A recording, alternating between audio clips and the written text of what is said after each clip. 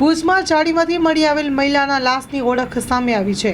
ભુજની નવી પ્રાંત કચેરી પાછળથી જાળીમાંથી મહિલાની કોહવાઈ ગયેલી લાશ મળી આવી હતી। મૃતદેહને પીએમ અર્થે જામનગર ખાતે ખસેડવામાં આવ્યા હતા અને તેમાં બેનની ઓળખ થઈ છે। બેનનું નામ છે ઉમરાબેન રામજીભાઈ મેઘવાડ, જેઓ અવધનગર કુકમા મધ્યે રહે છે। અગાઉ તેઓ પોતાના પિયર ગઢસીસા મધ્યે ગયેલા હતા અને ત્યાંથી તેમના ભાઈએ ગાડીમાં બેસાડી દીધા હતા અને કહ્યું પુત્રને જાણ કરી દીધી છે અને તારા મમ્મી ભુજ આવીને જ્યુબિલી ગ્રાઉન્ડ મધ્યે ઉતરશે। તેમના પુત્ર જ્યુબિલી માતાને લેવા માટે આવ્યા હતા અને પુત્રને માતા ન મળતા પુત્રએ ભુજ પોલીસમાં ગુમ થયેલાની નોંધ લખાવી હતી અને પીએમ માટે મૃતકની લાશને જામનગર ખાતે ખસેડવામાં આવી છે।